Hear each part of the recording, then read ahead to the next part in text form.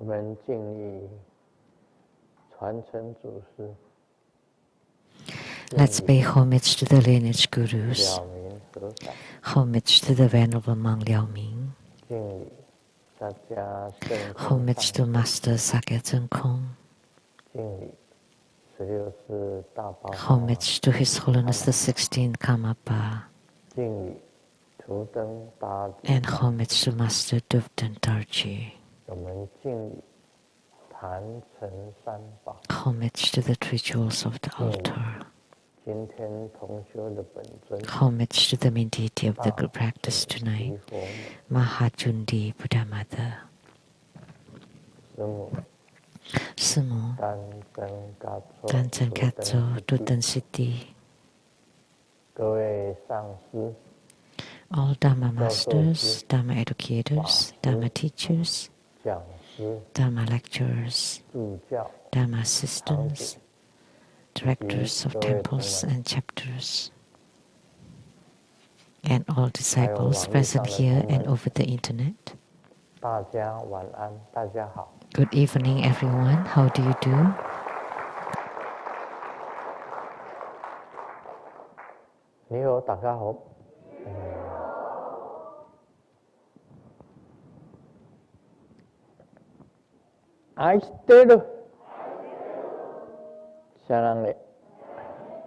Hola amigo, que lo mucho.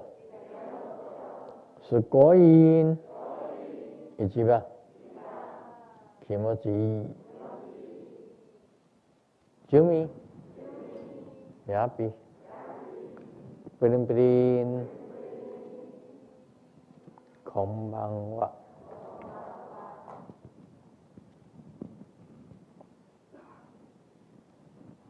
今天晚上我们是修 This evening we practice Mahajundi Buddha Mother's Dharma practice. 这个它本身的法力 And the Dharma power of Jundi Buddha Mother is extremely high. So in True Buddha school, she's a yidam as well as a protector. Yidam, or main meditational deity, as well as a protector.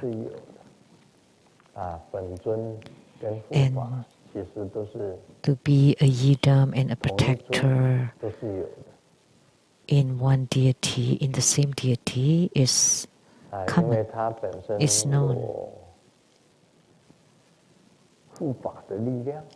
Because she has the power of a protector. And she's also a yidam.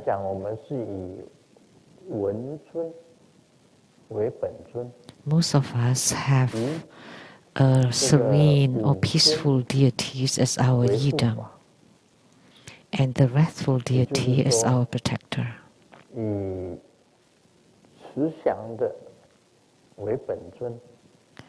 So the kind and compassionate ones as our yidam, and the wrathful ones as our protectors.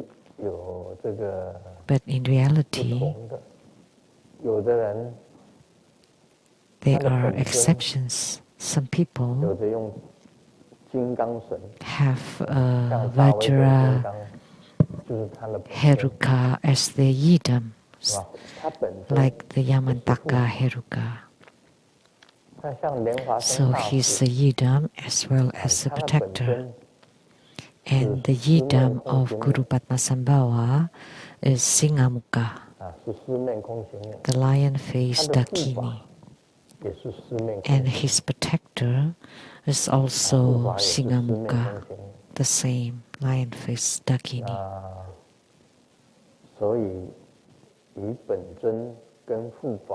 So,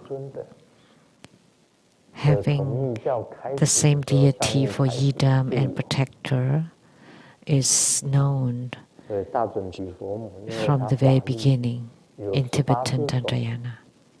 So Jundi Buddha Mother has 18 arms, so she has infinite Dharma power. Therefore, she can be a yidam as well as a protector.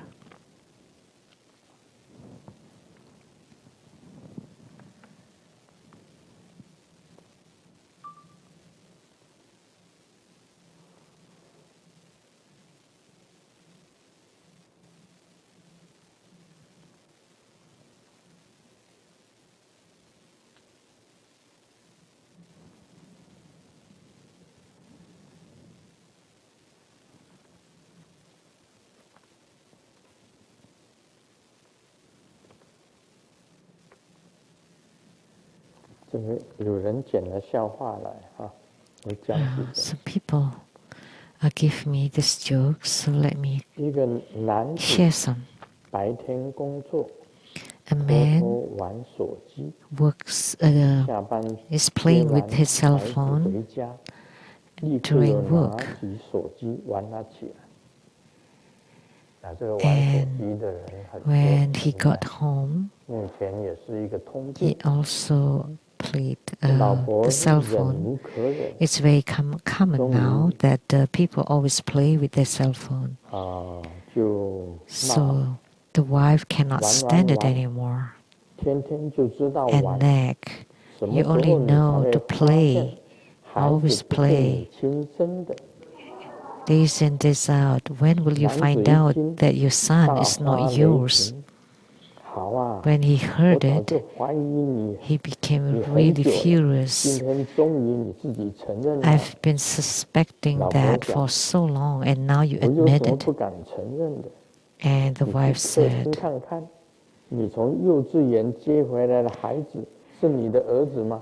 well, why don't you go to the living room and check the kid? Is that really your kid? The one that you got from the kindergarten. So he's playing with the cell phone all the time, so he actually picked up the wrong kid.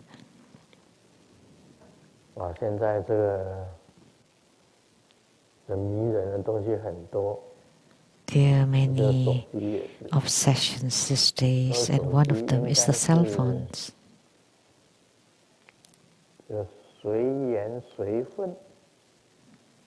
So we should say that cell phones should just come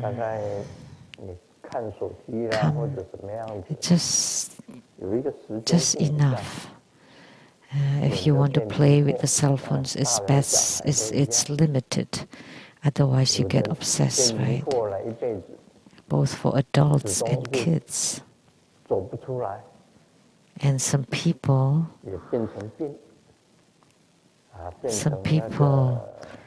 get attached to it all their life, and then they cannot control themselves, and it's a kind of disease, it's a kind of illness.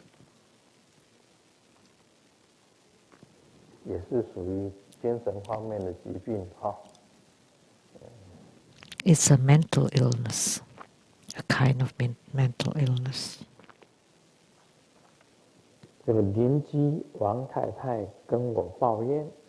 The neighbor, Mrs. Wang, complained to me, it's so boring to live with the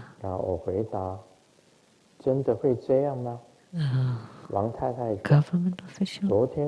Really? And she said, yesterday, after a fierce argument, I wrote the divorce agreement and then put it on his desk, and the husband checked it carefully and then approved. Oh, so did he approve? No. And no, it's not retained. What is romance? When you're not arguing, you feel like you can die for the partner. But when you're arguing, you feel like, why don't they die? But after the argument, how come they don't come back to life? That's what romance is about. It's very puzzling.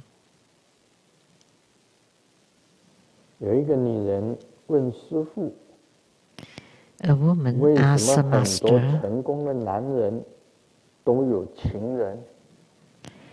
why many successful men have lovers?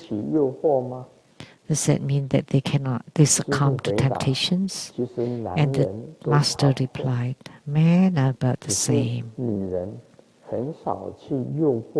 It's just the woman that's different, that they always tempt the successful man and not the unsuccessful one.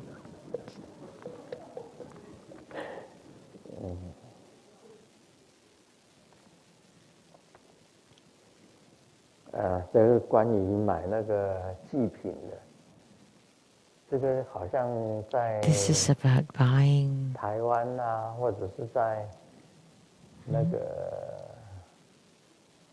In Taiwan or China or Hong Kong, it's things to pray for the ancestors. So they're buying some things to burn for the deceased. So they found there's a paper-made iPad. And so he asked, so can my ancestors use this iPad or iPhone? And the seller just gazed at him and said, Steve Jobs has gone there to teach them. Why are you worried? So this person bought a cell phone, and before he left, the seller said, why don't you also buy a cover for it? Because it's quite wet down there. So he bought one. And the seller said, why don't you buy a Bluetooth earphone?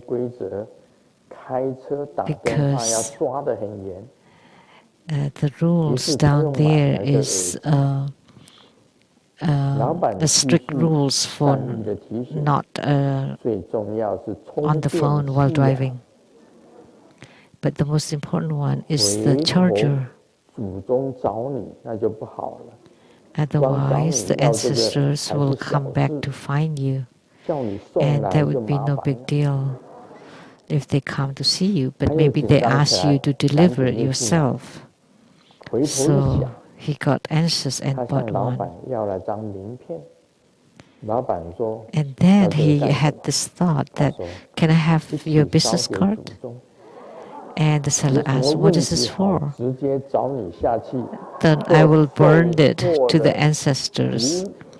And then if they have any issues with the cell phone, then they can find you directly.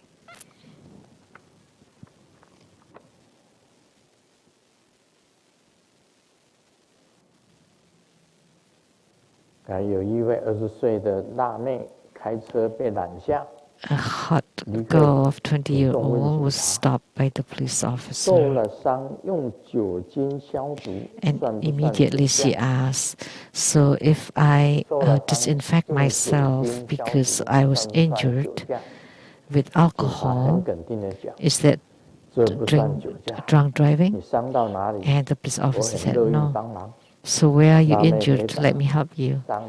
And the hot girl said, my heart was broken, so I used alcohol to disinfect it.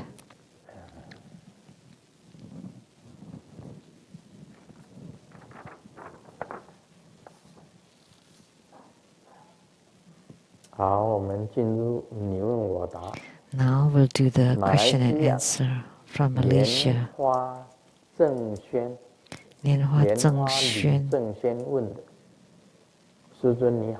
Grandmaster, how are you? I read an article where it mentioned that supernatural power is not the center of Buddhism. It left a strong impression on me. I know someone who has gained some supernatural power through their Dharma practices, and they are unable to control themselves. How should we help them? What if we ourselves also fell into the same obsession? Thank you, Grandmaster. It is right. Supernatural power or transcendent power is not the center of Buddhism. I have said it before, and I also stated those with transcendent or supernatural power is not necessarily a Buddha. However, all Buddhas have transcendent power.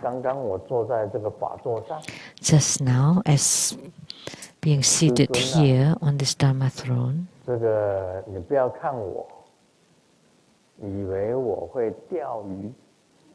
you thought that I would nod my head like fishing, my head was drowsy. And I knew, by closing my eyes, I would nod my head. That's also a supernatural power. I'm seated here, not by the lake. Why am I fishing? So that must be a transcendent power. But that was a joke, okay? So now let me tell you something that's not a joke. When I was seated here, there was someone sticking out their head, asking for blessing on the head. And I did give him the blessing on the head. So I saw a head stick out, asking for blessing on the head. So I give the blessing. And this is real, true. So the earlier fishing joke, that was a joke, but this is not a joke.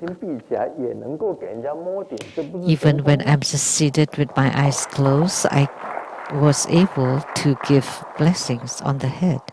So isn't that transcendent power? Let me share another true story. In front of the Buddhas and Bodhisattvas, I can only speak truthfully. All the Buddhas and Bodhisattvas are here.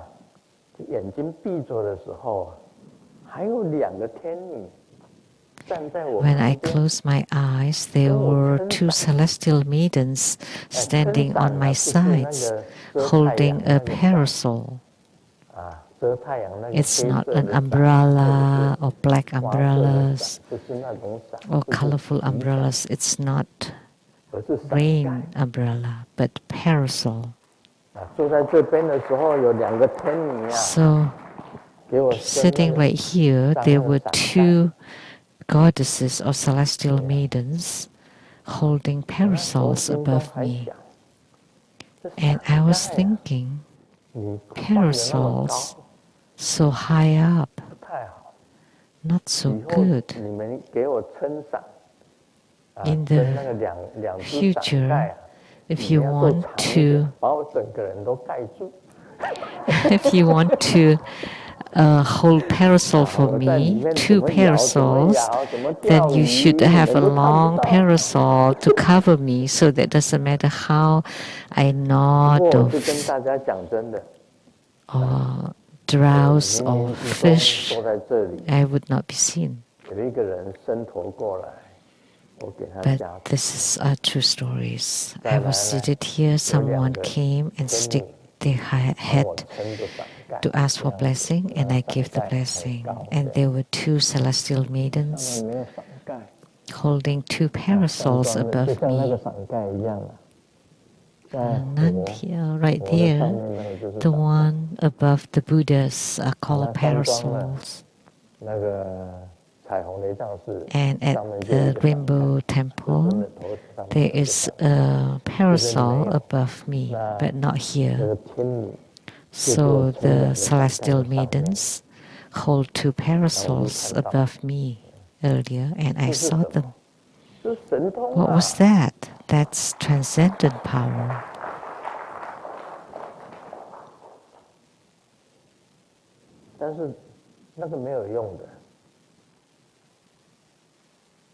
Or divine power. But those are useless. As practicing Buddhists, sometimes you can obtain some supernatural power, a little bit of power, but that's not the core or the focus of Buddhism or Buddhist practices.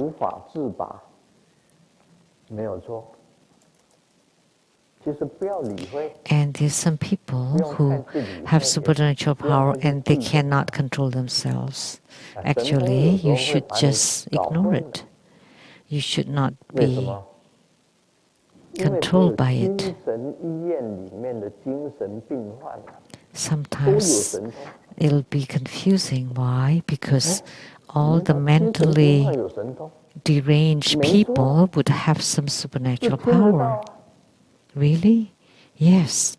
They can hear things. Say today the Mazu said something, or be friend with Sakyamuni Buddha, and Sakyamuni Buddha said so many things to them. They all think they are so great.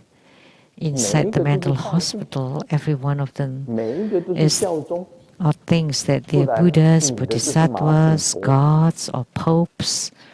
The woman, Mazu.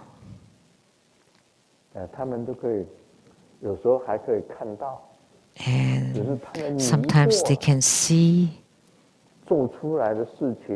but they're confused, puzzled. So whatever they do are so weird, strange, and irrational. It's abnormal, so they become mentally deranged or mentally ill people. The psychiatric ward patients sometimes can hear or see.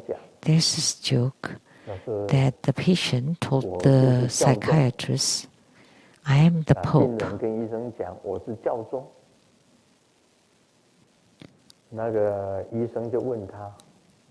And the psychiatrist asked him, who conferred you as the Pope? And he said, God did. And then another patient walked by and he said, I did not.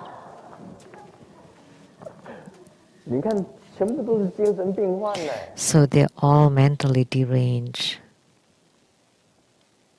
I told this other joke. A mentally ill patient was holding a black umbrella inside the ward. And the doctor just couldn't think why. He's always holding an umbrella and sitting on the steps. So the doctor wanted to find out. So he also held a black umbrella and sitting together with the patient. An old lady holding an umbrella and the doctor is also holding an umbrella, sitting next to her. And not long, the patient turned and asked the doctor, are you also a mushroom? So then the doctor knew that that patient thought that she was a mushroom. The umbrella looks like a mushroom, right?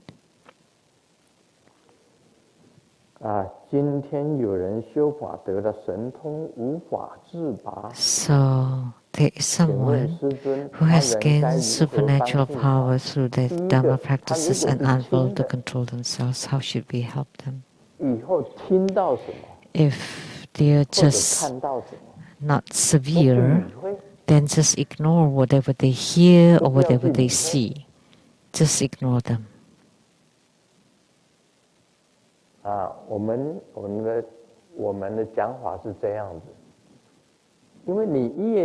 Don't pay attention to them. Because the more you pay attention to them, the more you'll be under control. And then you don't even know that you're out of control already. I have met a mentally ill person before.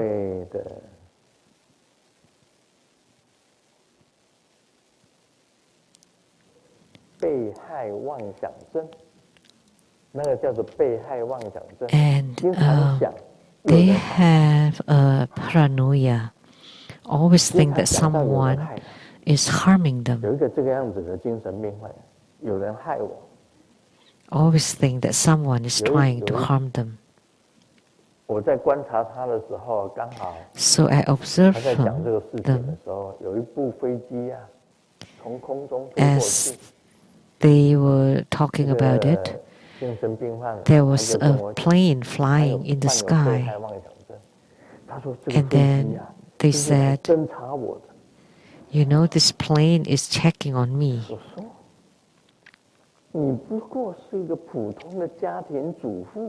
You're just a housewife, and you're not like authority or spy or high officials. You're not any important figure without any specific knowledge. And a plane flying in the air and thinks that that's to spy on her. That would be too expensive. So that's, I think it's called paranoia.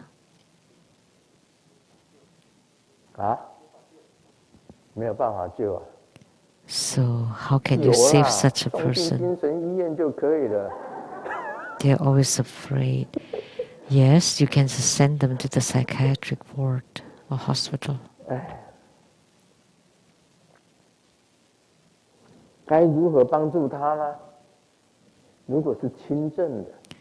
How should we help them? If it's not severe, then just ignore it. Ignore whatever you hear or see. If they were bothered or attacked by ghosts and gods, they often talk to you and they hear things. If you believe them and follow them, and then you write it down and you share it, people reading it would know, oh, that's crazy, because it's too irrational. It's an impossible thing. It's just something told by the ghost, and the ghost said, "I'm Sakyamuni Buddha," and then you believe that. You should not. You cannot believe those. Whatever you see is not necessarily truthful, because human life is inherently illusory. Whatever you see is just an illusion. So, if you become attached to it, then you'll be dead. So the first thing is to ignore it. So when they notice that you're unmoved, you're unaffected, then they would leave you alone. Then the ghosts will leave you alone, then you will not hear anything anymore. If you are very stable and you use your meditative stability, then you wouldn't hear all the strange noises and voices anymore. So therefore you would be able to discern the true transcendent power versus the improper or the fake supernatural power. Then either you have a true transcendent power or you're like a mentally ill person. So there are two spectrum. There's the spectrum.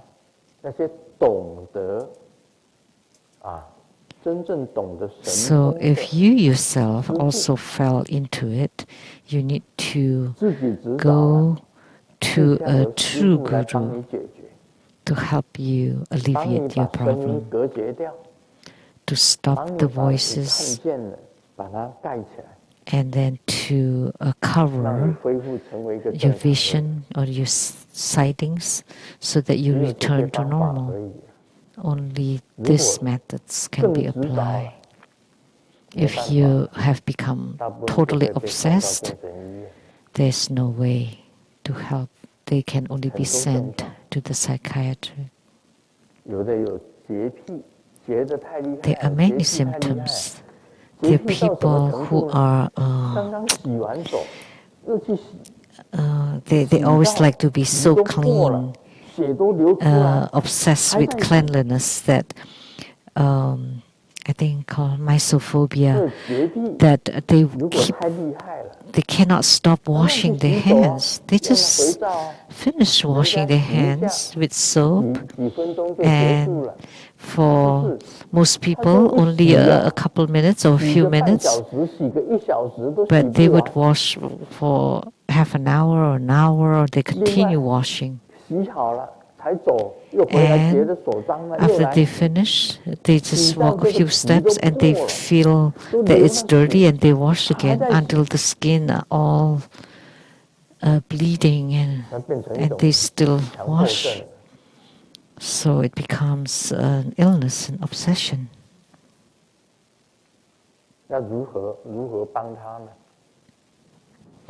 So how can we help them? There was someone who had this obsession with cleanliness, and their hands were all wounded, and then the family brought them to me with all bandage around the hands and asked for advice, and I told them to go to the doctor.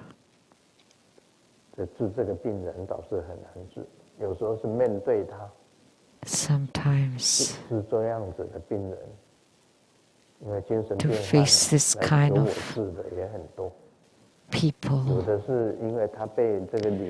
there are many mentally ill people who have asked Grandmaster to be cured.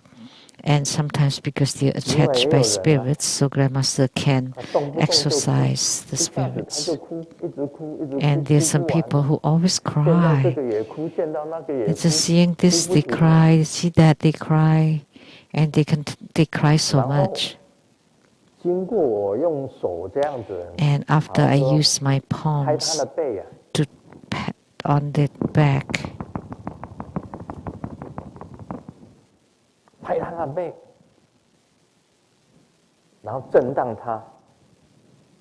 and then to shake them, and there's like the crying old lady spirit fell from their body and left, and from then on they stopped crying. So this happened. Sometimes they're attached by ghosts or gods. Even for spiritual cultivators, sometimes they also have this kind of illnesses. So please be careful. And don't think that if someone tells you that he's Sakyamuni Buddha and you believe that, and then they reprimand this and that and the neighbors, and then they think that Sakyamuni Buddha was the one that told them about the neighbor, and then they wrote something and gave it to the neighbor, and the neighbor called the police and brought them to the mental hospital. And they thought that they had transcendent power or supernatural power, but actually it's not. It's just a connection with the ghost. So therefore you need to be careful. It's best to ignore it. You just don't pay attention to what you see or what you hear, because whatever they say, sometimes it's just too much. It's not the norm, or it's very irrational or unreasonable.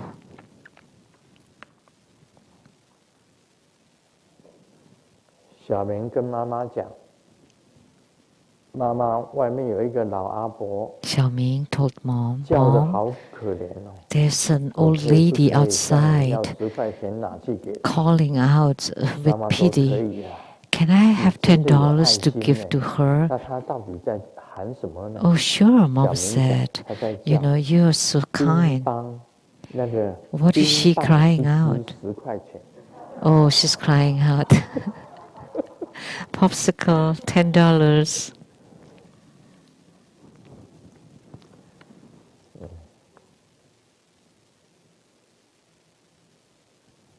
小明跟妈妈讲， Xiaoming told 妈 his 咪妈 mom, 咪，我要尿 Mommy, 尿。 Mommy, I want to 妈妈 pee. 讲去吧， And 记 mom 得 says, 下一次要讲的文 Go 雅一点。 ahead. Next time you should say it nicely. 妈 Don't 咪 say 妈 pee. 咪，我要 You should 小 say 姐。 pee. I want to relieve 小姐 myself. 对， Small 他说小 relief. 姐知道吗？ Do you 小 know? 明讲，知道了。 Okay, mom. 有一天呢， And one day, Xiaoming told 看到爸爸，他就讲 his 爸爸 dad, 我要 Dad, 小姐。 I want 爸爸说 a small 滚一 relief. 边去， And Dad was angry and 你老 scolded 爸都 him. 不敢想。 I don't 你竟 even 然 dare 想 to 要小姐， think about it, and yet you want, oh, it's a play of word of Chinese, and you want a lady? 这是懂国语的人的笑话。 It's just a 不懂 joke 国 for 语 the 的就没 Chinese 办法。 speakers. 小姐，真的国语真的是很 Chinese language is very difficult to say. 有一对男女相亲啊，大家知道 A 相亲 couple 啊， was on a 对，女的问男 blind 的， date, 你在做什么行业？ and the woman asked the 我 man, 家啊是经 What do you 营 do? 地下钱庄。 And the man said, oh, it's 哇，地 underground 下钱庄 bank. 因为女生讲， So the 女 woman 生就想 thought 一定很有钱， he must be 才 very 可以借 rich, 贷给人家赚高利。 so he could 于是他就 give 答应交 loan 往。 with high interest. So and 交 she 往一段 agreed 时间以后，女孩子呢 to 要 date 求 him. 男的带她去她家 And 看。 after a period of 到了 time, 男 she 方的 asked 家里 him 以后， to bring her home, to bring her to his 妈喂， home. And when she 原 got 来他 there, 家 she 开的 found 是 out 金子店。 that he was just selling the spirit money, you know, the paper money for the spirits. 啊，金子店是地下钱庄，烧给那个女生用的。不是烧，是烧给那个好死气的人用的。 It's for the dead people, you know.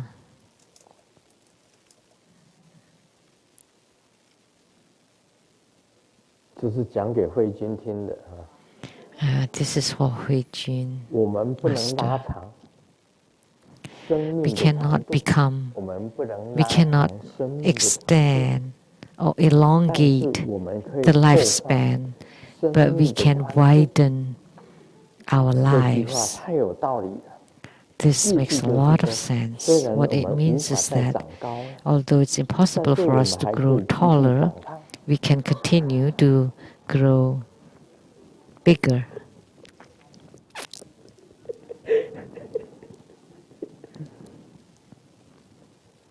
好了，我们讲这个《金刚经》。 Now let's talk about the Vajra 第 Sutra. 24 Chapter 24, Incomparable Merit and Wisdom. 福分跟智慧 Merit 是 and 没 wisdom 有办法去比较的， is 没 impossible 有 to 办法去比 compare. 较的。第24 Chapter 24. 没有办法去比较的。释迦牟尼佛很喜欢用比喻， Sakyamuni Buddha loves to use analogies, 以前呢，他用这个恒河沙， and he had used the 印度的这个恒河 sands of the Ganges River of India 恒河沙来比喻， as an 说什 analogy. 么恒河的一粒沙 A 等于 grain of sand 这 of the 个 Ganges River 每一粒沙就等于一条恒河 is likened to 这么 be 多的 one 恒河 Ganges River. 的沙， So 你能够算得出来吗？算 can 不 you 出来。 count how numerous the total sand there will be? 福分 Can you count it? 跟智慧 Impossible. 福智 So the merit 这是 and 用比喻的 wisdom。那么释迦牟尼佛这一第24也是在比喻。 They use analogies for all 跟 this. 大家讲比喻。 So chapter 24 is also about a comparison. Let's talk about this comparison 这次 first 他用什么 before 比喻呢？ about 他 the 讲 text 须菩 itself. 提，若 This time 3000大千世界中， He 所有诸 used 须弥山王， what analogy does he 这就 use? 是比喻。 Subhuti in 但 comparison 是你 to 看 the 啊， act of 不是很 giving 奇怪吗？ giving 他讲 7这句 precious 话什么意思 jewels 呢？ piled as 如果 high as all the 3000大 biggest 千 Mount 世界中 Merus 所有的 in the 诸须弥 3,000 山 great 王， thousand worlds. What does this mean? 这个比喻哦，在我们的脑海里面， In our brains, 你有没有构想出来？ can you imagine what this is talking 因为 about? 佛教里面用来比喻的是这样子， Because in Buddhism, 我们 the 这个世界 analogies are like this. 最高的 Our 山就叫须弥山， The tallest mountain in our Sutra. world That's is the called Mount Meru. It is 佛 the 教的世 highest. 界观呢，整个世界 The 观就是 cosmology 中央 of 就是须弥 Buddhism 山， at the center is Mount 旁 Meru. 边有4个州，四大洲 Around it are the 4 major 4大 continents. 洲再远一点有8小 And 洲。 then further out, there are the 这4 8个州分成什 minor 么州呢？我们以 continents. 前讲的， And the 4东 continents 方就是 are 东胜神州，南方叫做南胆 East 部洲， the eastern 那个 continent, 北方呢， the southern continent of Jambudvipa, 西方是犀牛贺州，北方呢， and 北俱泸州， also the eastern 有14个 continent 州， and the 东胜 northern 神州 continent. There are 4 continents. 犀牛贺州、北俱泸州，这个南胆部洲就分成14大洲， So they're the 再 4 来 major 有香水 continents. 海相隔，再来是8小洲， And then there are the fragrant 须 oceans, 弥山只有 and 一 then 个， the 8那 minor 是最高的 continents. 山， But there's 所以叫 only 做 one 须 Mount 弥山 Meru, 王。 and it is the highest mountain. That's 那么他 why 为什 it 么又 is 讲 referred 须 as 弥 in 山王？ Chinese the king of all 就 mountains, 是让 Mount 大家搞 Meru. 混了。 The king of 就是须弥 mountains, 山王 Mount Meru. 须弥山难道有很多个吗？ But here it said all the Mount Merus. So how many of them 须 then? 弥山只有一个。 Are there many? No, it's just one. 佛教的观念里面呢， in the Buddhist cosmology. So the king of mountains is only one, Mount Meru, not all Mount Merus. But this is an analogy that Sakyamuni Buddha used. So the king of mountain, Mount Meru,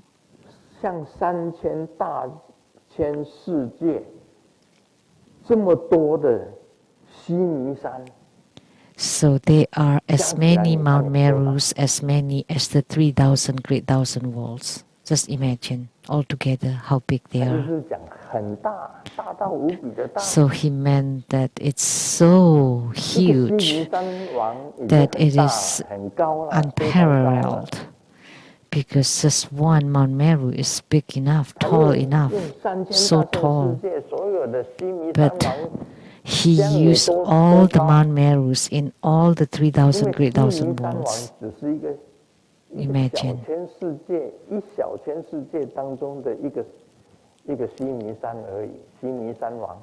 Because the king of mountains, Mount Meru, is just one mountain in the one small thousand world, the one small world.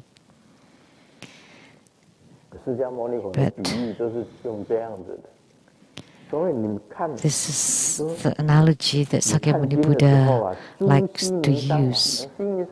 So when you read the Sutra text, you would think, what? All Mount Merus?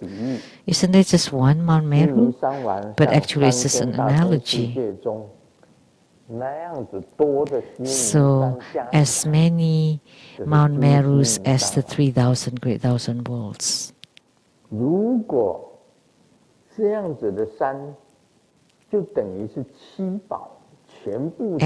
if the 7 precious jewels are as much as all these mountains,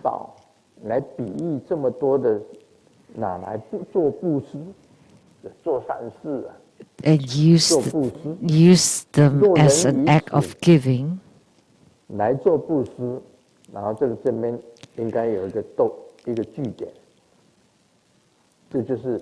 this should be a period here instead of semicolon.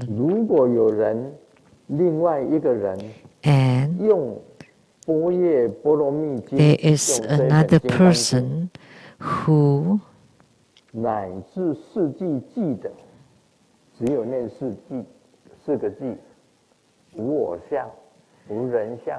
recites the Prajna Paramita Sutra, even if only the 4-line verse, who accepts, upholds, recites,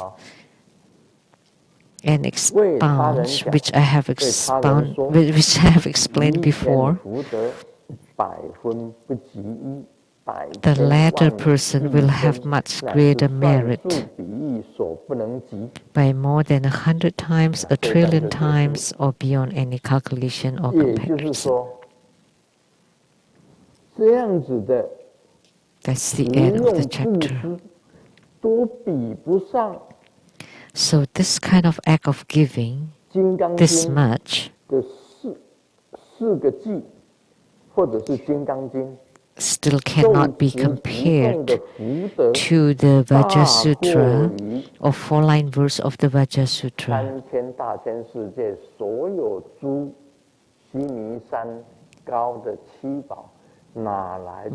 Who will have much greater merit than the former. It's impossible to compare.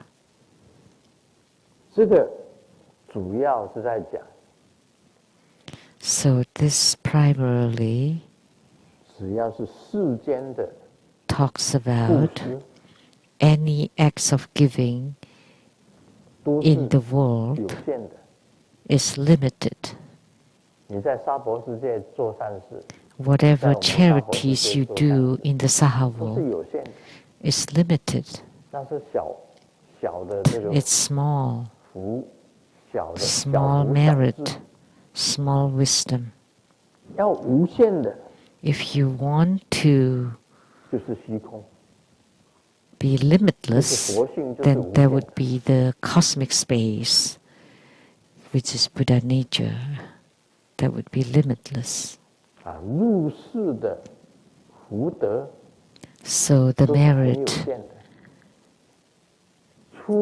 and the merit of the world is limited, but the merit of the outer world or other world or out of world is limitless. So Sakyamuni Buddha often used analogy of the sands of Ganges River or Mount Meru, and whose merit is bigger than who and whose merit. But it doesn't matter whether it's bigger or smaller, they're all limited. And what is limitless is, as Sakyamuni Buddha said, is the Vajra Sutra, the 4-line verse that is limitless, infinite. The non-phenomena of self, non-phenomena of others, non-phenomena of sentient beings, and the non-phenomena of lifespan. All the non-phenomena. Very simple. We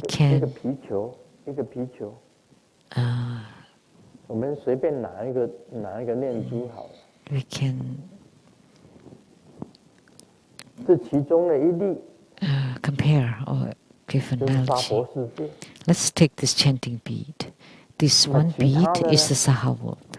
And how about the other beads? The 9 planets and the satellites, all chained together, so many of them. And you do good deeds on this bead. And so how much merit is that? It's very tiny, minuscule. See how many earths are there on this necklace? So if it's one bead, it's one earth. And then the country is even tinier than that. And then you do good deeds in there. So just imagine how tiny your merit is. And the solar system, there's so many planets. So your charity is too insignificant to it. But it doesn't mean that you should not do it. You still should do it. However, compared to the true merit, it's just too minuscule, too insignificant. So that's the comparison that Sakyamuni Buddha made. So Mount Meru is already big, and this many Mount Merus all together, it's just a necklace. And then compared to the sky, how can you compare? Impossible. So it's also written here. Beyond any comparison.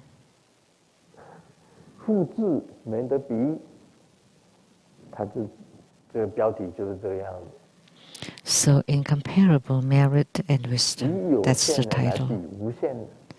So comparing the limited one with the limitless, of course, is impossible. And what is limitless? The Vajra Sutra. The non-phenomena of self, others, sentient beings, and lifespan. That's limitless.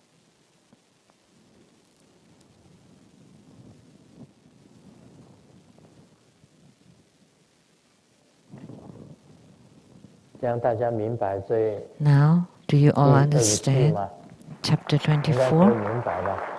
You should be able to understand this, right? So in our Buddhist study, according to the Buddha, it really is limitless. What the Buddha speaks is limitless. are some other Buddhists who become narrower and narrower as they practice, so they must have walked the wrong path.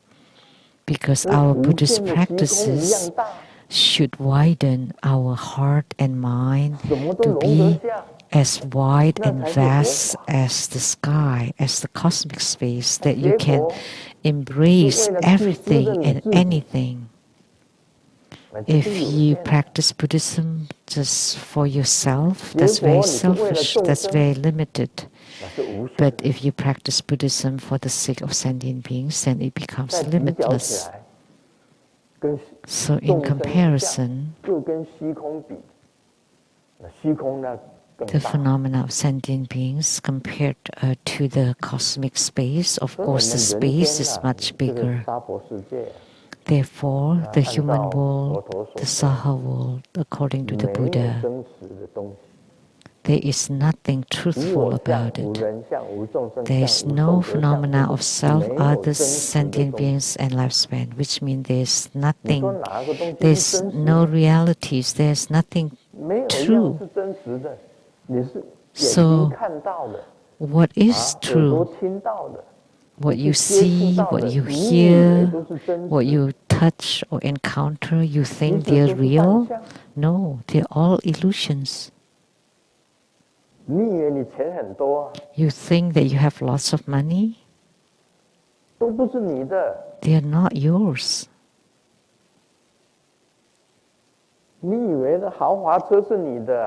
You think that luxurious cars are yours? No, they're not. You think that mansions are yours? No, they're not. So what is yours? Nothing. Nothing. Not even your own body is not yours. That's what the Buddha said.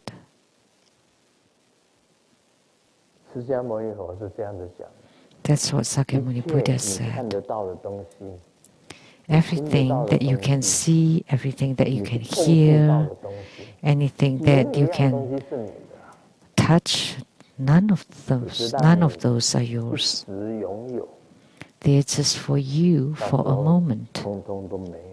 And then eventually they'll all be gone.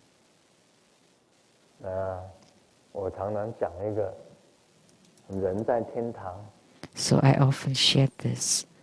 The person is in heaven, his money is at the bank, his wife is in other people's embrace, and his brothers are fighting for his inheritance.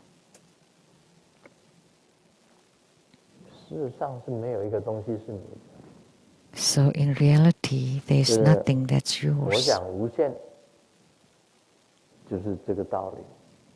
So when the Buddha talked about limitless, that's talking about this principle. So talking about infinity, then your heart and mind widens and becomes expansive. So if a thief steals at your house, you just think, well, you don't get to use it, so you let other people, let them use it. So do you have such a magnanimity? Are you that magnanimous? So if someone steals your thing, well, because you don't use it, let them use it. Someone's using it, it's the same as you're using it. That's called your magnanimity. Jesus said that people want your outer clothes, and you take off your underwear. This is spoken by Jesus, not me.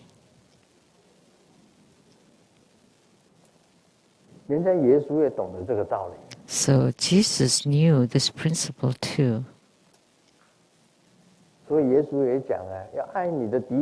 That's why Jesus said, love your enemies. But how can there be any enemies? There's no enemies. There's no enemies in this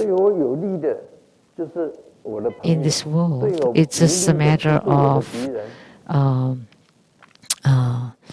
If it benefits you, then that's your friends. If it doesn't benefit you, then that's your enemies. That's self-interest, selfishness.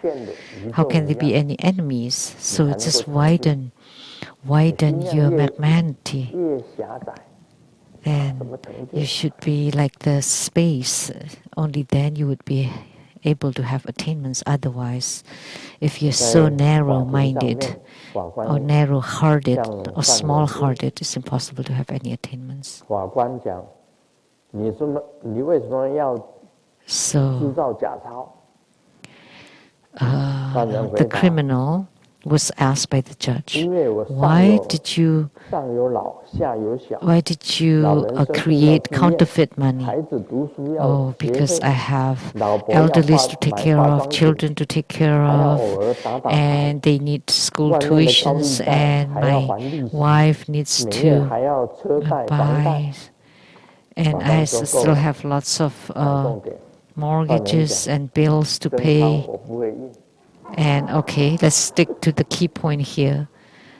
And then he replied, oh, because I don't know how to print real money. So you think you're rich? Those are just papers, they're not money.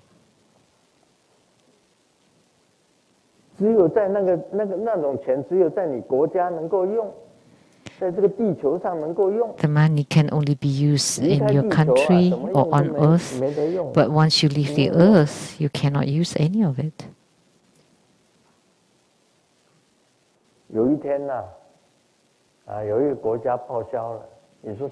One day, if a country disappeared, then is that money? It's not money anymore, just paper. They're all fake. The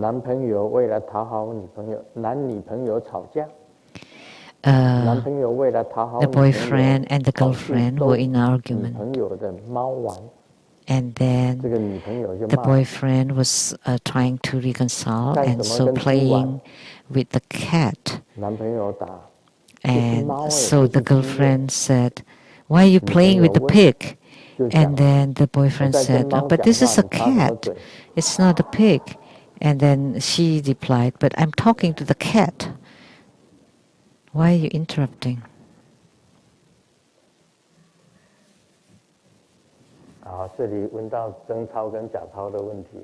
So this is a question about real and counterfeit money. So for the ancestral day, burn paper money for the ancestors, and he's so astonished that the spirit money nowadays looks so much like the real money, and he felt a little bit reluctant. And after he finished burning all the paper money, his wife called him and asked him, aren't you going to the cemetery to burn paper money for the ancestors? Why didn't you bring the paper money? And then I just withdrew $60,000 NT dollars, and it's not here, they're gone, where is it? So Ming cried so hard, and there are other people also praying to the ancestors around, and they all praised Ming. Oh, such a good kid, crying like that, praying to ancestors. We can't find anyone like that. And then at night, he got a dream from the ancestors and complaining that the police caught them because they accused them of using counterfeit money. So now I'm asking you, what is the real money and what is the fake money?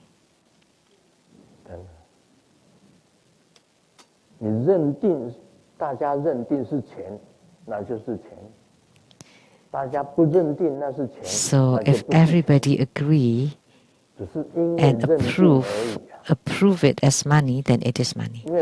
If people don't, then it is not money, right? Because the country specifies that it is money, so it is money. Otherwise, it's not. So even money is fake.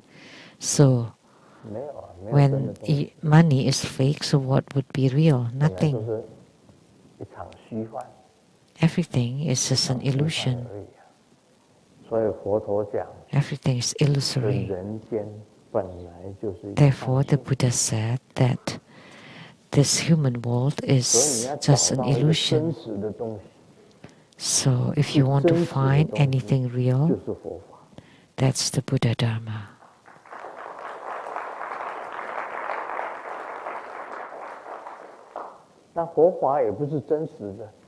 But even Buddha Dharma is not real. Buddha Dharma is only teaching you how to become pure.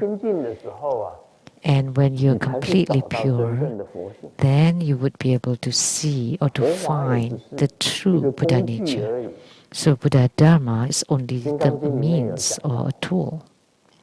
It's mentioned in the Vajra Sutra.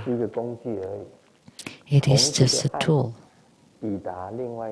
From this shore to arrive at the other shore. And the raft that carry you is a tool, a means. And this boat or the raft is Buddha Dharma. Once you arrive at the shore of liberation, then you don't need the raft or the boat or the tool anymore, because you already have attainment. Therefore, Buddha Dharma is also just a tool that help you to arrive at the shore of liberation. So what Sakyamuni Buddha is teaching is closer to reality. Actually, in this world, nothing is real. Om Mani Padme.